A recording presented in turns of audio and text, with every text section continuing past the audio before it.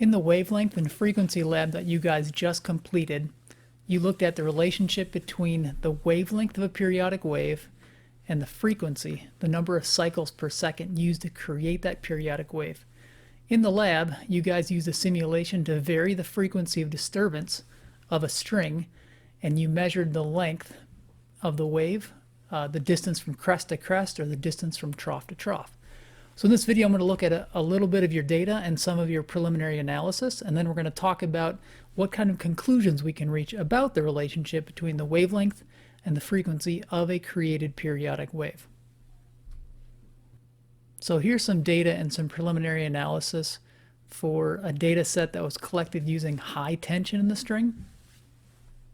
So they graphed the wavelength versus the frequency, and they got a hyperbolic relationship. As the frequency increased, it was shaken at a faster rate, more cycles per second. Looks like the wavelength decreased. In order to write the equation for how wavelength and frequency are related, looks like they linearized their graph. So they inverted the frequency on the x-axis, and it looks like they got a straight line. That line of their linearized graph had a slope of about 5.1 centimeters per second. Their y-intercept was about 0.6 centimeters, fairly close to zero.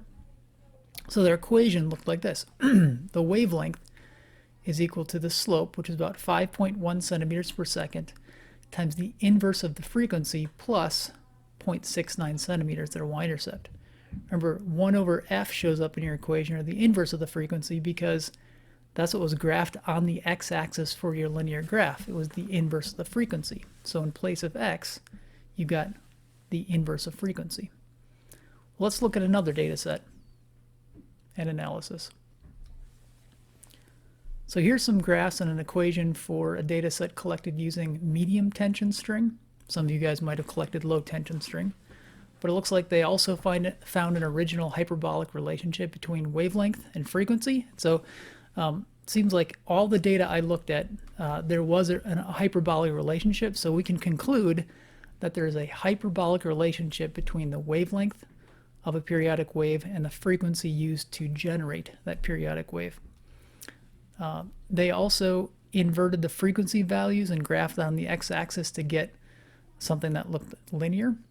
And the equation for that line was wavelength is equal to a slope of 3.5 centimeters per second times the inverse frequency plus 0 centimeters.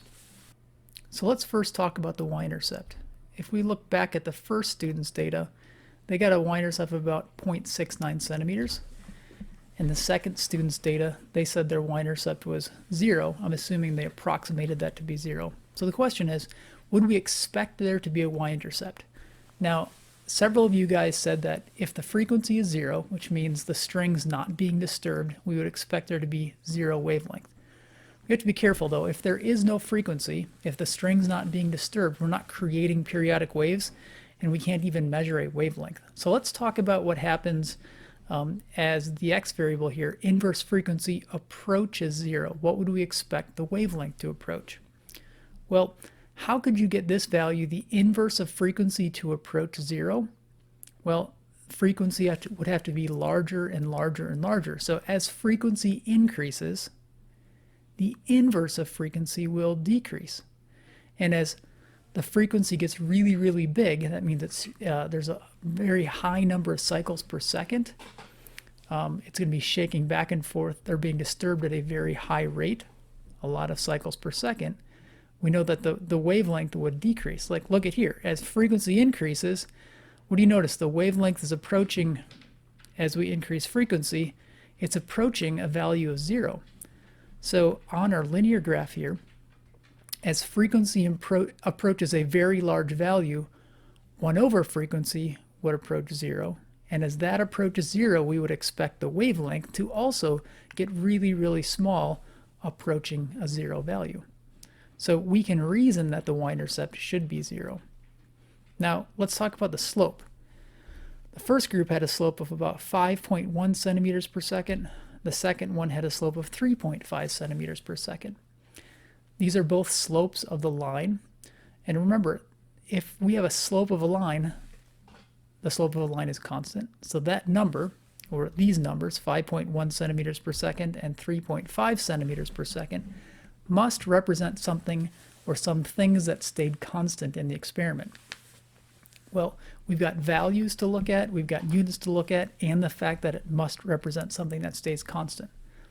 So let's look at the units first. We get centimeters per second. And that's the unit for what kind of a value? That's the units for basically a speed or a velocity. Was there a speed or velocity that stayed constant throughout the entire experiment? Yeah. In each of your experiments, no matter how you chose to disturb the string, the speed of the pulses or the periodic waves moving through the string was constant. Why? Because you kept the tension constant in the string. Remember that tension affects the velocity of the pulses or the periodic waves moving through the string. And so if you had a high tension, it should have been moving at a high velocity. If you had a medium tension, they should have been moving through at a medium speed. If you had a low tension, they should have been traveling very slow through that string. So it seems like the slope might be related to the velocity of the waves moving through the string. In the case of the high tension string, were the waves moving through the string at about 5.1 centimeters per second? And in the case of the medium tension string, were they moving through at about 3.5 centimeters per second?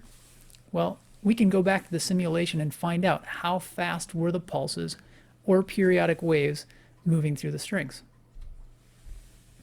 So here I have an animation on the left showing a single or individual pulse moving through the string at high tension, medium tension, and low tension, and they're started at about the same time. And just as a review, you can see, like we've already figured out, that the higher the tension in the string, the faster the individual pulses or the periodic waves will be moving through that string. So I've paused this simulation to show what the displacement of each of these pulses were after a time of exactly 1 second. And so in 1 second, the high tension string, that pulse moved about 6 centimeters. So if it's moved 6 centimeters in 1 second, that pulse or the wave is moving at a speed of about 6 centimeters per second. For the medium tension string, it looks like it had a displacement of about 3.6 centimeters, and that happened in a time of 1 second. So it must have a wave speed of about 3.6 centimeters per second. Remember, the data we looked at, the equation had a slope of about 3.5 centimeters per second. So that's really close to how fast the speed is. So it looks like the slope of a wavelength versus inverse frequency graph is the wave's speed. How fast an individual pulse moves through the string, or how fast the periodic pulses are moving through the string. So now we can reach our final conclusions about the relationship between wavelength and frequency. So here's a sample equation. Let's say for a high tension string, we get an equation that looks like this. Wavelength is equal to about 6 centimeters per second times the inverse of frequency. And remember, we said the y-intercept is insignificant. We kind of reasoned that away. Well, this value, we just got done talking about the fact that it's how fast the wave is moving through the material or the medium. So we call that the wave velocity or the wave speed. So we get wavelength is equal to the wave speed times the inverse of frequency. Or we can just multiply these two things together and we get this final equation that wavelength is equal to v divided by f, or wave speed divided by frequency. Now that we have this general equation, we can use it to figure out how all three of these variables are related to one another, how wavelength, frequency, and wave speed are related. So if you look in the animations to the left, I have each of the three strings at different tensions. On the top it's high tension, in the middle it's medium tension, on the bottom it's low tension. If you look on the left-hand side, the thing disturbing each of those strings at different tensions are shaking back and forth kind of at the same rate. It's introducing the same number of cycles per second to each string, so they're being disturbed at the same frequency. So if we look at our equation, what happens if frequency remains constant in all three of those situations? Well, then it looks like the wavelength is proportional to the wave speed. So the higher the wave speed, the higher the wavelength. Is that the case in our animations? Well, let's look. At the high tension string above, we know the waves are moving the fastest through that material, and you can see it moving the fastest from left to right. And for a higher speed, it does have the largest wavelength. If we go all the way to the bottom, the lowest tension will have the lowest wave speed. They're moving the slowest through our material or our medium. And notice they have the shortest wavelength. There's the shortest distance from crest to crest. And that makes sense. If we have something disturbing material, and if each part of that wave is moving away at a faster speed, by the time the thing doing the disturbing makes it all the way up to another crest, or to make another crest in the periodic wave, the first crest will be further through the string, therefore the wavelength will be larger.